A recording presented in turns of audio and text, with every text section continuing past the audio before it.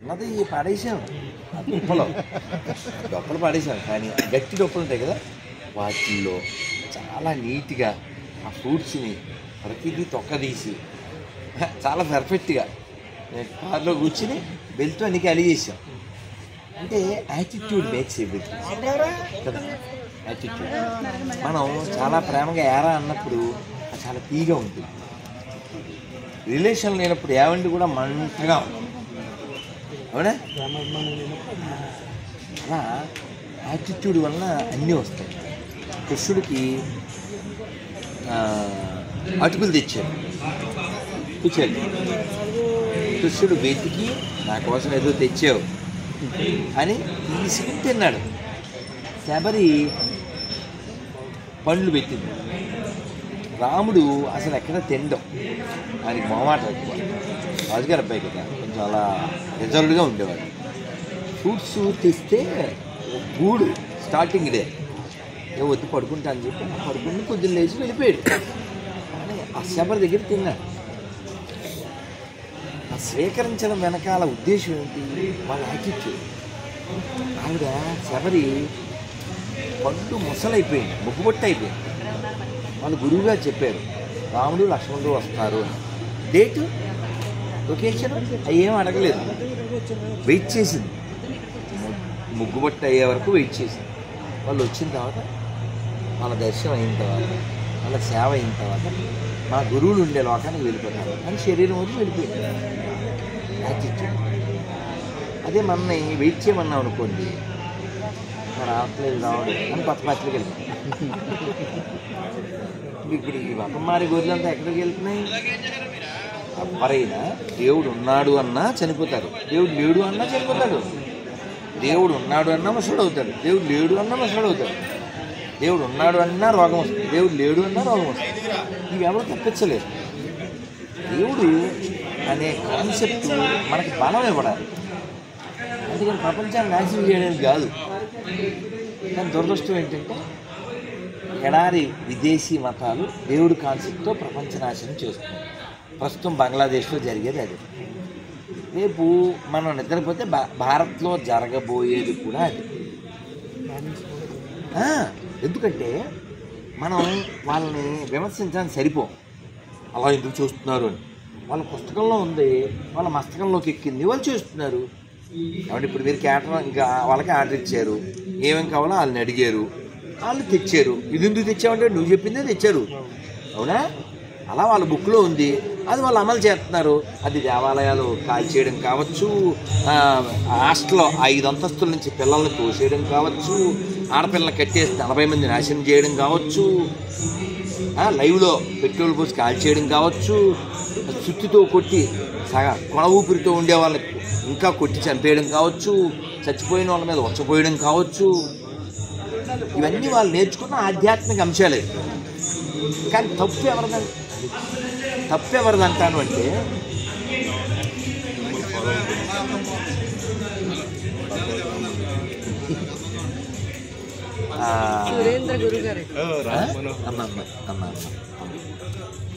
మన దోషం ఎక్కడుందంటే వాళ్ళదేమీ మనం తెలుసుకోకుండా, మనది కూడా ఏమీ తెలుసుకోకుండా కేవలం ఏదైతే ఇట్లండి అని కబుర్లు చెప్తారే, వాళ్ళు ప్రమాదం.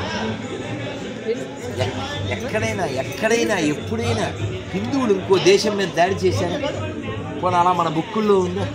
వాళ్ళ బుక్కుల్లో ఉంది, వాళ్ళు చూస్తున్నారు. కాబట్టి జాగ్రత్తగా ఉండాల్సింది ఎవరు? మాట్లాడాల్సింది ఎవరు? ప్రశ్నించాల్సింది ఎవరు? పోరాడాల్సింది ఎవరు? రక్షించుకోవాల్సింది ఎవరిని? మనని. కాబట్టి మీరు రేపు కొనేటప్పుడు అన్నా అక్కడ ఉమ్మేదని వెళ్ళండి, అది మానేయండి. మనం సగం రక్షించబడ్డట్టే. వాళ్ళ దగ్గర కొండం తినడం మానేస్తే చాలు, సగం రక్షించబడతాం. నన్ను మీరు పాపం నేను తల చూడండి, తల వచ్చింది లేదు. హరే కృష్ణ. హరే కృష్ణ. మొన్నే నేను సురేంద్ర గారి బ్రదర్ అండి. సార్ వచ్చారు కదా? అవును, బలివే నేను చేస్తాను బాబు. ఒకటి వచ్చింది శాస్త్రం అన్నాడే వచ్చారు. అవునండి, అవును బాబాయ్.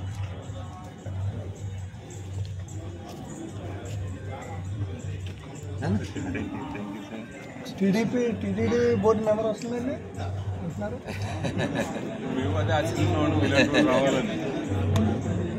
ఇప్పుడు నన్ను అడిగారు మీరు అవుతున్నారు రకరకాలుగా. ఇప్పుడు నేను సరదాగా చెప్పాను, కానీ అందులో వాస్తవం చూడండి.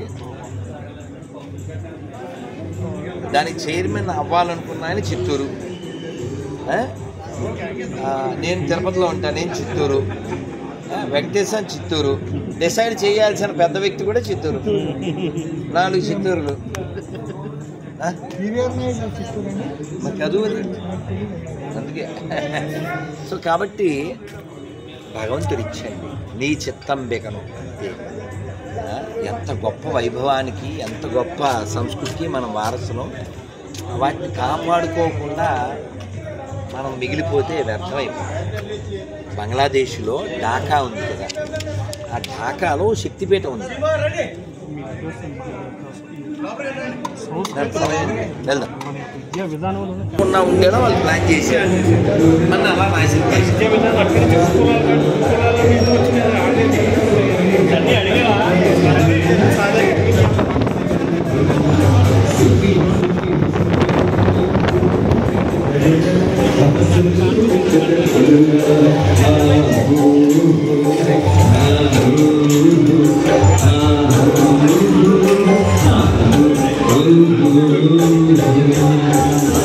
ఇది మన సంస్కృతి. ఒక్కసారి గట్టిగా చెప్పండి.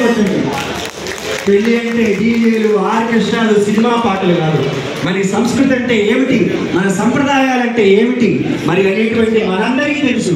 మన భావితరాలకు అసలు ఏమిటనే తెలియజేసేటువంటి కార్యక్రమం ఇక్కడ ఏర్పాటు చేసినందుకు ముళ్ళపూడి వారి కుటుంబ సభ్యులకు ధన్యవాదాలు తెలియజేసుకుంటూ, చాలా మంది ఆడవాళ్ళు, ముత్తేదులు, కన్నెపిల్లలు అందరూ కూడా వచ్చిన్నారు.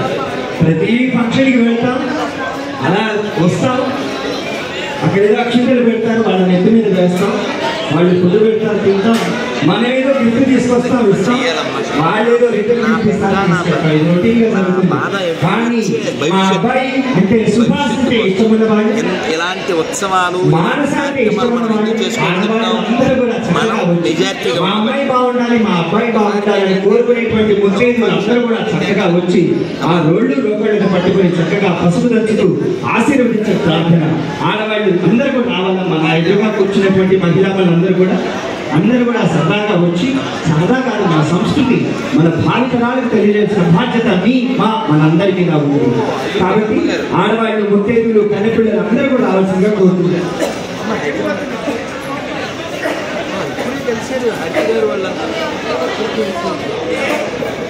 వచ్చాను 2-3 సార్లు వచ్చాను. చాలా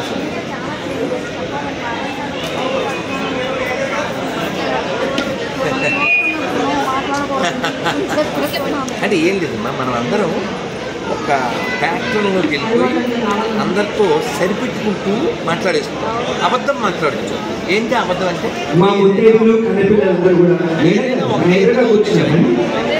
ఏదో నామోషణ ప్రోగ్రామ్ కాదు, ఏదో మీరు రెగ్యులర్గా పాట పెట్టి డాన్స్ చేయడానికి పిలవట్లే. చక్కగా మీరు చేసే పని రోజు చక్కగా మన సంస్కృతిని కాపాడాలి. కాబట్టి మొహమాట పడకండి. తర్వాత అంటే ఆ కార్యక్రమాన్ని ఇవన్నీ తీసుకురండి. బంగారం కూడా ముద్దలా ఉంటుంది, దాన్ని వేడి చేసి శుద్ధపట్టి చేస్తే దానికి ఒక రూపం వస్తుంది, నక్కస్లా మారుతుంది, కమల్లా మారుతుంది, అందంగా ఉంటుంది. కాబట్టి మనం అందరం కూడా ఈ కార్యక్రమంలో భాగస్వాములు అయితేనే అందంగా ఉంటుంది. సునీత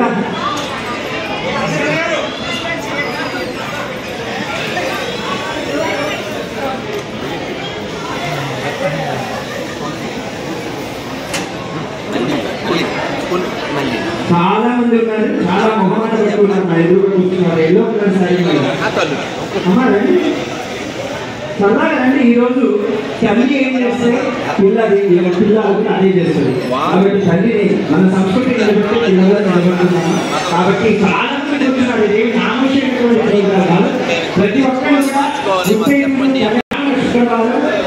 పశువులు పెంచడానికి ఆకులం అందిందంటే నాకేమిటి కోషి నేను రాలేక కూర్చున్న వాళ్ళకి లక్ష్మీదేవి కటాక్షం ఎలా లభిస్తుంది చెప్పండి. వరలక్ష్మి మొదటి శుక్రవారం లక్ష్మీదేవి మా దయ మా ఇంటిపై ఉండాలని అనుకున్న వాళ్ళు మాత్రమే రండి. ఆ గొంతు బాగా